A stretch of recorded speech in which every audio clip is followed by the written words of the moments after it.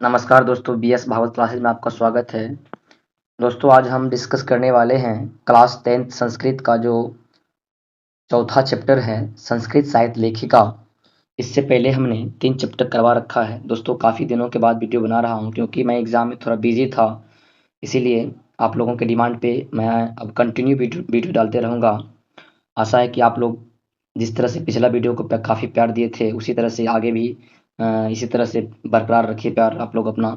तो चलिए दोस्तों, देर न करते हुए डिस्कस करते हैं। प्लेलिस्ट बना हुआ है सारे वीडियो का, आप जाके प्लेलिस्ट को चेक कीजिए और देखिए वहाँ पे जो आपका यूजफुल वीडियो है आपके लिए, उसको जा करके आप देख के करके अपना जो है एग्ज़ाम निकालिए दोस्तों अच्छी तरीक़ा से। तो इसमें जो हमको पढ़ना है, आज हम लोग डिस्कस जो कर रहे हैं, ये इनका सारांश है संस्कृत साहित्य लेखिका का। इसमें क्या कह रहा है देखिए दोस्तों, संस्कृत साहित्य लेखिका, थोड़ा प्रिंटिंग मिसप्रिंट है, मिस्टेक है। संस्कृत साहित्य लेखिका है, कहने का मतलब हुआ कि संस्कृत साहित्यों की लेखिका है। इसमें देखिए पहले हम संस्कृत को पढ़ देते हैं, उसके बाद जो है इसका हिंदी पढ़ेंगे, इसका अर्थ जानेंगे हम लोग। थोड़ा वीडियो को बड़ा कर लेते हैं, इसको पीडीएफ को। विपुलम संस्कृत साहित्य विभिन्नो कवि भी शास्त्रकारस्य संवर्धितम वैदिक कालादारभ्य शास्त्राणां काव्यं च रचने संरक्षणे यथा पुरुष दत्ताचित अभनम तथैव स्त्रियो अपि दत्तावधाना प्राप्यन्ते। वैदिक युगे मंत्राणां दर्शिका न केवला ऋषिया प्रत्युत ऋषिका अपि सन्ति। ऋग्वेदे चतुर्थवर्षति रथ वेदे च पंच ऋषिका मंत्रदर्शन वत्स्यो निर्देशयन्ते यथा यमी आपला उर्वशी इंद्राणी वागाभिरणी इत्यादि। दोस्तों इसका जो हिंदी है वो देखिए, विशाल संस्कृत साहित्य जो यहाँ पे कह रहा है, अनेक कवियों, क्या कह रहे हैं कि विशाल संस्कृत साहित्य अनेक कवियों तथा शास्त्रकारों द्वारा अत्यंत समृद्ध, क्या है, अत्यंत समृद्ध किया गया। वैदिक काल के आरंभ से ही शास्त्रों तथा काव्यों की रचना और संरक्षण में पुरुष के समान स्त्रियां भी सावधान थी। वैदिक युग में ऋषि एवं ऋषिका, ठीक है, ऋषि एवं उसकी जो पत्नियां थी, दोनों काफ़ी जो है दोनों ही मंत्रों की रचना करते थे। ऋग्वेद में 24 और अथर्ववेद में 5 ऋषि पत्नियां उल्लेखित है। देखिए यहाँ से क्वेश्चन बनता है कि पूछा जाएगा आपसे कि ऋग्वेद में कितने, तो बोलिएगा 24 और अथर्ववेद में 5, यानी ऋषि की पत्नियों का उल्लेख है। तो 5 जो उल्लेख है उनका नाम देखिए, यमी है, आपला है, उर्वशी है, इंद्राणी है, वागाभिरणी है, आदि ये सभी है। कहने का अर्थ ये हुआ कि वैदिक काल में, आज से जो पहले वैदिक काल चलता था, ऋग्वेद काल, ठीक है, अथर्ववेद, इस तरह से वेद, 4 वेद हैं। इन वेदों में ऋग्वेद में जो है 24 और अथर्ववेद में 5 ऋषि, पहले ऋषि के साथ साथ उनकी पत्नियां भी जो है ना, वो सब भी क्या करते थे, मतलब मंत्र के उच्चारण में भाग लेते थे, मंत्र उच्चारण करते थे। यहाँ पे ये बताया गया है कि बृहदारण्य को उपनिषद यज्ञवल्क्य पत्नी मैत्री दर्शनी करुचिमती वर्णिता यज्ञवल्क्य आत्मत्व शिक्षति। दोस्तों मैं एक एक लाइन बाय लाइन करके पढ़ रहा हूँ, इसलिए शुद्ध पढ़ने का प्रयास कर रहा हूँ कि कहीं त्रुटि ना हो जाए मुझसे। अगर कोई त्रुटि होता है तो क्षमा कीजिएगा दोस्तों। जनकस्य सभयां शास्त्रार्थ कुशल गार्गी वाचकन्वी तिष्ठति स्म। महाभारते अपि जीवन पर्यन्तः वैदिकन्तु शीलन प्रायः सुलभाया वर्णन लभ्यते। कहने का मतलब ये हुआ, इसका जो हिंदी अर्थ है देखिए, बृहदारण्यक उपनिषद में यज्ञवल्क्य की पत्नी मैत्री दार्शनिक रूप में वर्णित की गई है। याज्ञवल्क्य की जो पत्नी है जिनका नाम है मैत्री है, उनको दार्शनिक के रूप में वर्णित किया गया है बृहदारण्यक उपनिषद में, जिनको याज्ञवल्क्य जी ने आत्मत्व की क्या दी है, शिक्षा दी है। पूछा जाएगा आपसे क्वेश्चन ऑब्जेक्टिव में कि याज्ञवल्क्य जी की पत्नी का नाम क्या था, तो क्या बोलिएगा, मैत्री। ठीक है, उनको जो है किस चीज़ की शिक्षा दी गई थी, तो आत्मत्व की शिक्षा दी गई थी। अब अगला क्या कह रहा है कि जनक की सभा में शास्त्रार्थ कुशल गार्गी नामक विदुषी रहती थी। आपसे क्वेश्चन पूछा जाएगा कि किसके सभा में जो है वो विदुषी रहती थी, तो बोलिएगा जनक के सभा में। ठीक है, महाभारत में भी जीवन पर्यंत वेदांत अध्ययन में स्त्रियां रही है। देखिए महाभारत भी जो है ना, महाभारत में भी जो उसके अध्ययन में स्त्रियां काफ़ी भूमिका में रही है, काफ़ी स्त्रियों ने मदद की है। ठीक है, यह बात आसानी से वर्णन में मिलता है। ऐसा नहीं कि स्त्री आज पीछे है, स्त्री पहले से भी सब दिन से आगे है। ठीक है ना, सब पहले भी स्त्रियां आगे थी, सब कुछ में बढ़ चढ़ के हिस्सा लेती थी, आज भी स्त्रियां जो है हर एक चीज़ में बढ़ चढ़ के हिस्सा ले रही है दोस्तों। ठीक है, क्या है, लौकिक संस्कृत साहित्ये प्रायेण चत्वारि सत्त्वत्रीण्यं सार्धन संतं पद्यानि स्फुटरूपेण स्थितो लभ्यन्ते, तासु विजयंका प्रथम कल्पा वर्तते, स च श्यामवर्ण सीदति पदयेनानेन स्फुट भवति। देखिए दोस्तों, इसको पढ़ने का एक तरह से एक और मैं प्रश्न सुना देता हूँ आपको, कैसे पढ़ना है, थोड़ा गीत की तरह। लौकिक संस्कृतेन साहित्येन प्रायेण चत्वार शकत्वायिनं सार्धशान्तं पदयानि स्फुटरूपेण इतस्तो लभ्यन्ते, तासु विजयंका प्रथमकल्पा वर्तते, सा च श्यामवर्णस्यदिति पदयेनानेन स्फुटी भवति। इसका हिंदी हुआ, देखो दोस्तों इस तरफ पढ़ के भी समझा सकते हैं आपको, लेकिन एक एक करके पढ़ रहे जिससे आपको जो है आप भी किताब में देखिएगा तो समझ में आपको पढ़ने के लिए सीख जाइएगा धीरे धीरे। लौकिक संस्कृत साहित्य में प्रायः 40 कवित्रियों का 150 पदे स्पष्ट रूप से जहाँ तहाँ प्राप्त है। उनमें विजयंका का प्रथम कल्प है, वह श्याम वर्ण की थी। पूछा जाएगा कि विजयंका किस वर्ण की थी, तो श्याम वर्ण की थी। यह इस पद से स्पष्ट होता है, यानी कहने का मतलब है कि लौकिक संस्कृत साहित्य में प्रायः 40 काव्यत्रियों का 150 से अधिक पदे स्पष्ट रूप से दिया हुआ है, जहाँ तहाँ प्राप्त है यहाँ से। ठीक है, अगला कह रहा है कि नीलोप्त लदल श्यामम विजयंकाम जानता वृथेव दंडिना प्रक्तो सर्वशुक्ला सरस्वती। इसका मतलब हुआ कि नीले कमल के समान श्याम वर्ण की विजयंका को न जानते हुए सरस्वती को सर्वशुक्ला दंडी द्वारा व्यर्थ ही कहा गया है। क्या कह रहे हैं कि पूछा जाएगा आपसे कि नीले कमल के समान श्याम वर्ण की कौन थी, विजयंका को न जानते हुए सरस्वती को सर्वशुक्ला दंडी द्वारा व्यर्थ ही कहा गया है। आगे क्या कर रहा है, तस्या कालम अष्टाशतकमित्यानुमीयते, चालुक्यवंश्यस्य चंद्रदित्यस्य राज्ञे विजयंका भट्टारिका एवं विजयंका इति मान्यते, किंच शीला भट्टारिका देवकुमारिका रामभद्रम प्रभृत्यो दक्षिण भारतीय संस्कृत लेखिका स्वस्पुष्ट पद देव प्रसिद्ध।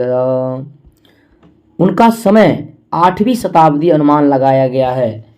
अनेक विद्वानों का मानना है, देखिए क्या कह रहा है, ये चंद्रादित्य की रानी है, चालुक्य वंश से है। इनकी जो काल जो माना गया है, ये कब माना गया है, 8वीं शताब्दी में अनुमान लगाया गया है। अनेक विद्वानों का मानना है, क्या मानना है दोस्तों, कहता है कि अनेक विद्वानों का मानना है कि चालुक्य वंश के जो राजा चंद्रादित्य की रानी थी, जिसका नाम था विजय भट्टारिका, ही विजयंका है। क्या है, विजय भट्टारिका ही क्या है, विजयंका है। अगला क्या कर रहा है, कुछ और शीला भट्टारिका, देवकुमारिका, रामभद्राम्बा आदि दक्षिण भारतीय संस्कृत साहित्य लेखिकाओं की कविताएं प्रसिद्ध है। आगे क्या करा देखिए, थोड़ा कलर को हम क्या करते हैं, चेंज कर लेते हैं इसको। विजयनगरस्य राजस्य नरेश संस्कृत भाषा संरक्षण नाय कृत प्रयास आशानति क्या करा देखिए, आशानति विदितमेव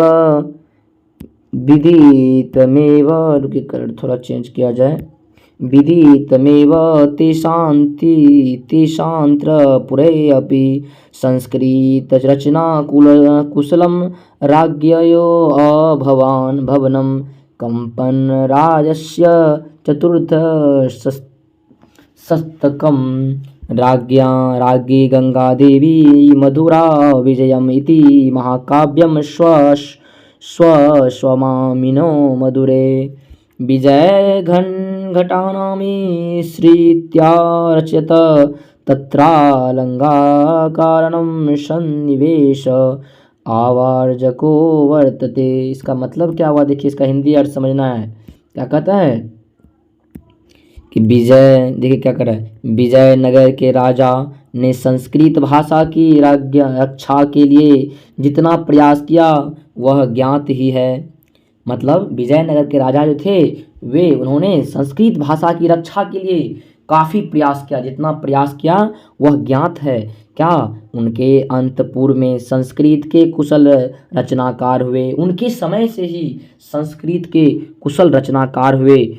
14वीं शताब्दी में कंपन राय की रानी गंगा देवी मधुरा विजयम नामक महाकाव्य की अपने स्वामी विजय घटना के आश्रय में रचना की। उनमें अलंकार का सुंदर प्रयोग हुआ है। कहने का मतलब है कि कंपन राय की रानी कौन थी, याद रखिएगा, पूछता है। कंपन राय की रानी जो थी वे रानी गंगा देवी थी। ठीक है, इनका जो है इनका विजयम नामक महाकाव्य की अपने स्वामी विजय घटना के आश्रय में रचना की है। उनमें अलंकार और सुंदर प्रयोग किया गया अलंकारों का। ठीक है, आगे देखिए क्या कर रहा है, तस्मिन्नेव राज्ये षोडशस्तके शासनम कुर्वत। फिर क्या देखो क्या कर रहा है, अच्युत्य राजस्य राज्ञे तिरुलंबा वरदाम्बिका परिणाय नामकं प्रौढ़ चंपुर काव्य चरित्र तत्र संस्कृत गदस्य छटा समस्तावपदावल्यस्य ललितावपदविन्यासेन चातीव शोभते संस्कृत साहित्ये परित्यम दीर्घतम समस्त पदम भी अपि तत्रैव लभ्यते। इसका मतलब हुआ, इसका अर्थ देखिए समझिए क्या कर रहा है, उनके ही राज में 16वीं शताब्दी में राज करते हुए अच्युत राय की रानी तिरुलंबा ने वरदाम्बिका परिणय नामक विशाल चंपुक काव्य की रचना की। उनमें संस्कृत गद्य की छठा तथा सुंदर पद विन्यास अति रमणीय है। संस्कृत साहित्य में लंबे समस्त पद का प्रयोग उसी में हुआ है। कहने का अर्थ ये हुआ कि 16वीं शताब्दी में जो है, किस शताब्दी में, 16वीं शताब्दी में राज करते हुए अच्युत राय की जो रानी थी, क्या नाम था उनका, तिरुलंबा, ने वरदाम्बिका का परिणाम नामक विशाल चंपुक काव्य की रचना की है। उनमें संस्कृत गद्य की छठा तथा सुंदर पद विन्यास अति रमणीय है। ठीक है, आगे देखिए क्या कह रहा है, आधुनिक काले संस्कृत लेखिकासु पंडिता क्षमा राव 1890 से 1953 ईस्वी में जो था, आधुनिक काल में पंडित क्षमा राव नाम की क्या देखिए क्या कर रहा है, नामधेया विदुषी अति प्रसिद्धत तया स्वपितु शंकरस्य पाण्डुरंग पंडितस्य महतो विदुषी जीवनस्य चरित्रम शंकर चरित्रम इति रचितम।